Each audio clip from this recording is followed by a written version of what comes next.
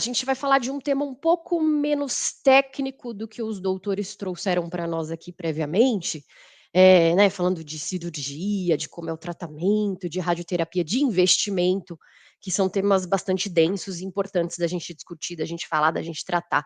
Eu vou falar sobre, um outro viés, né, uma outra ótica, para a gente humanizar um pouco a nossa conversa, que é o que a gente procura fazer aqui dentro do UOL, aqui em Viva Bem, que a gente humaniza a nossa cobertura de saúde, principalmente, a nossa cobertura de câncer. A gente fala muito sobre câncer, aposto que aqui todo mundo conhece uma ou mais pessoas com câncer, e eu tenho meu pai, tem minha mãe, tem minha tia, então todo mundo conhece alguém que tem câncer e sabe que cada pessoa lida de um jeito, né, com essa jornada, com esse período da vida, com esse tratamento, com esse diagnóstico. Então aqui a gente viu, eu até anotei alguns números aqui que já vão dando insights de pauta para a gente fazer aqui, né, de gente que só trata com cirurgia, com químio, com rádio, aí vem agora a hormonioterapia, a imunoterapia, eh, terapia-alvo, então assim, cada um tem um tratamento, porque eu costumo dizer assim, né, não é o câncer, né, o câncer é um universo de assuntos e de tipos de câncer, então tudo isso suscita muita coisa e muitos sentimentos. Então, como que a gente aqui no UOL trata esses personagens, essas histórias? A gente humaniza a nossa cobertura, então a gente sempre vai trazer, a gente vai falar de um câncer de mama, um câncer de próstata, uma leucemia, um câncer de pulmão, eh, através da história de uma pessoa que passou por isso, através da história de uma pessoa que enfrentou essa situação. E ela vai contar para nós como foi, porque a gente tem, os leitores do UOL, eu costumo dizer que é todo mundo. O UOL é um portal nacional e todo mundo lê, todas as idades, faixas etárias, gêneros. Então eu preciso, né, fazer com que o meu leitor leia, então é muito mais fácil que ele clique para que ele se informe de maneira, né, correta, através de uma informação com credibilidade, que a gente faz aqui um jornalismo sério de saúde, através de uma história, através de um viés de uma pessoa, né. Então, eu acho que para nós jornalistas, e eu acho que tem mais jornalistas aqui, o que que é importante a gente ter em mente quando a gente vai contar a história de alguém com câncer? Contar a história de um paciente oncológico. Que antes dele ser um paciente oncológico, ele é uma pessoa, ele é uma pessoa inteira, que é cheia de sonhos, que é cheia de aspirações, e que de repente teve esse diagnóstico que pode ser muito desafiador, em diversos aspectos da vida, né. E é por isso, porque como o câncer é um universo, depende muito do tipo de câncer dele, do estadiamento, do estágio, de como o doutor Rodrigo falou agora, do CEP que ele tá, do CEP que ele mora. Então tudo isso vai fazer muita diferença para como ele vai lidar com essa situação. Então quando a gente vai contar a história de alguém aqui, como jornalista, né, desse lado de cá, a gente quer que as pessoas, que os leitores do UOL leiam aquela história, para que elas se informem. E por quê? Porque também muita gente está passando por essa mesma situação de um diagnóstico de câncer, acabou de ser diagnosticado e chega nessas nossas matérias, né. Então quando a gente vai entrevistar alguém, a gente precisa ter em mente também, jornalista, normalmente, o paciente oncológico ele está cansado porque é assim, é desafiador. Eh, Teve um dos doutores aqui, não me recordo qual, falou da biópsia. Puxa, a biópsia já é um início, né, de período, de jornada extremamente ansiogênico. Você já fica assim: "E agora? Estou fazendo uma biópsia. Será que é ou não é maligno? Qual tipo de câncer que é? Qual que é o estadiamento? Meu Deus, eu vou morrer". Então ele está cansado, porque são muitos sentimentos envolvidos nesse processo oncológico.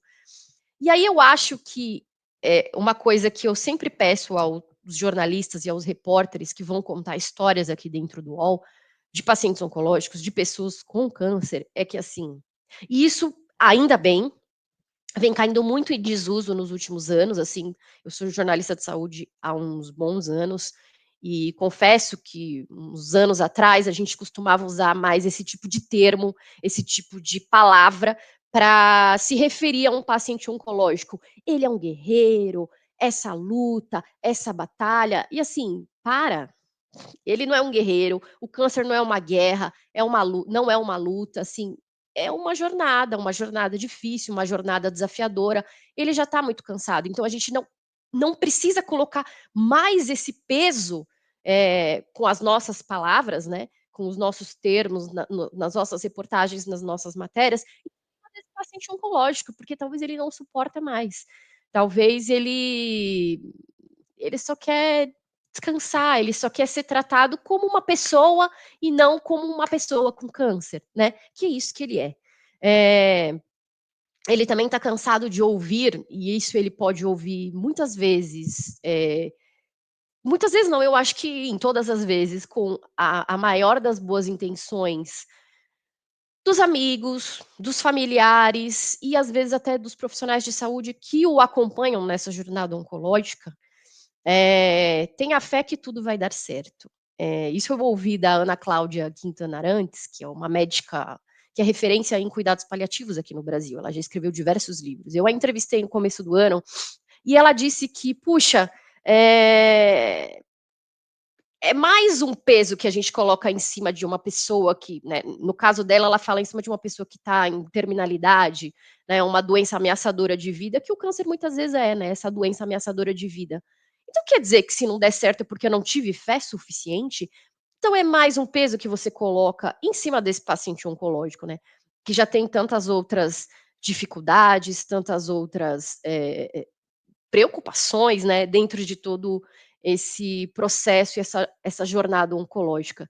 Então eu acho que a gente ali enquanto jornalista, de ser empático, então de evitar de usar esses termos nos nossos textos, e infelizmente ainda vejo bastante, em no Instagram, em algumas matérias de alguns, veículos por aí, tratando esse câncer como luta, como guerra, como batalha, então você tem que ser um guerreiro, pronto para vencer essa doença.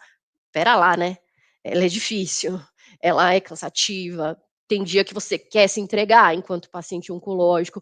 Eu tive a minha mãe muito próxima de mim que teve um câncer desafiador, um câncer de pulmão, ela faleceu por esse câncer. Então, assim, eu sei como pode ser difícil, né, você ter que estar sempre nesse lugar de parece que eu tô bem. Eu tenho um câncer super desafiador, sem cura, que tá metastizando, mas eu tô bem, eu sou uma guerreira, eu vou lutar até o fim. Espera lá, somos humanos, né, acima de tudo. Eh, e eu acho que também mais algumas coisinhas, que é importante nós, jornalistas de saúde, quando vamos entrevistar um paciente oncológico, termos em mente. Nem todo paciente é essa Poliana. E o que que é a Poliana? É um livro muito antigo que eu li quando criança, né, gente, que ela fazia o jogo do contente, que é achar eh, uma sempre um lado bom de todas as situações, por mais enlouquecedora e super difícil e desafiadora que aquela situação seja, a Poliana sempre achava. Então, assim, nem todo paciente é Poliana. Nem todo paciente acha que o câncer é um presente e aquilo vai ressignificar a vida dele. Cada paciente é único, cada paciente, vai encarar essa situação de um jeito. Então, acho que nós, como jornalistas que escrevemos histórias de pessoas com câncer, a gente tem que evitar a todo custo o romantismo oncológico. Foi um termo até que uma paciente que nós entrevistamos aqui em Viva Bem, falou, e eu falei: "Meu Deus", assim, eu até trouxe um trecho no próximo slide dela, porque me tocou muito o que ela falou para nós, as aspas dela. E muitas vezes a gente conta muitas histórias em que as pessoas ressignificam e elas criam perfis no Instagram para ajudar outras pessoas, porque é isso, cada pessoa vai extravasar e vai lidar de uma maneira, né, com esse tratamento de câncer. Mas nem todas querem esse romantismo oncológico. "Ai, o câncer é maravilhoso. Ai, meu Deus, eu vou ressignificar isso, vai mudar a minha vida". Não, nem todo mundo é assim.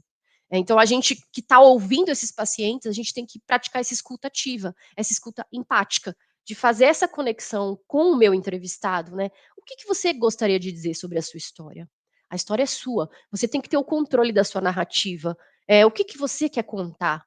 E acho que sempre perguntar no final, e isso é, na verdade, uma prática de qualquer jornalista, na verdade, né, Tem algo que você não contou, que você gostaria de dizer antes de eu, né, antes da gente terminar a nossa entrevista, que você acha importante falar, sobre a sua história, né, a sua jornada de enfrentamento do câncer, assim, porque a história é dela. A história não é do jornalista que está contando, não é minha, não é do repórter, não é do UOL, a história é da pessoa. A gente está pegando essa história emprestada, a gente está contando aquela história, a gente está humanizando essa doença que pode ser tão desafiadora e amedrontadora para levar informação para mais pessoas, porque muita gente, o UOL é muito grande, né? A imprensa de saúde é muito grande. Eu tenho outros colegas que falaram e vão falar ainda hoje aqui nesse fórum, né, da SBCO. A imprensa tem esse papel incrível, de levar essa informação, mas não de.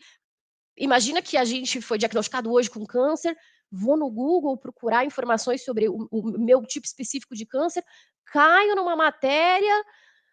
Puxa, e aí, nossa, aquela pessoa resignificou toda a vida dela e ela é uma guerreira e eu tô aqui um caco, eu tô acabada.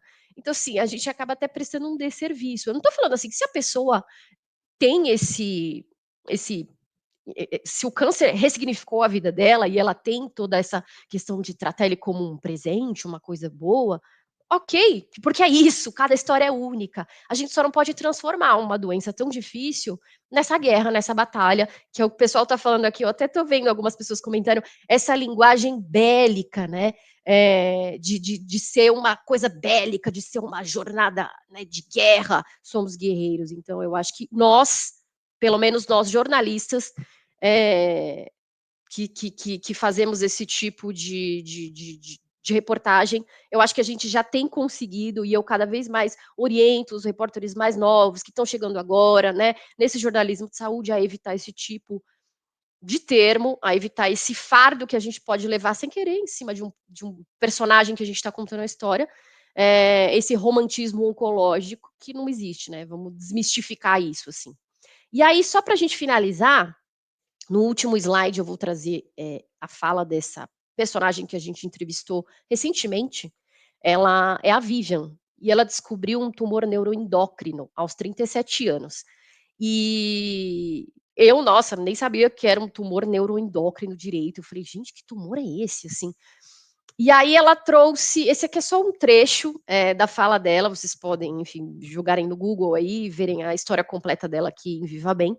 E essa aqui é todo um coach, tá? Essa fala é dela, é da Vivian. As pessoas querem ver os guerreiros oncológicos, aqueles que aceitam e ressignificam tudo. Sinto a necessidade de quebrar um pouco o romantismo sobre a careca oncológica. Sou vaidosa e amava o meu cabelo, mas esse processo não se reduziu apenas à vaidade. Foi quase o momento mais difícil desde o meu diagnóstico. Minha luta em tempos de romance oncológico é entender que devo e posso acolher minhas fraquezas e vulnerabilidades.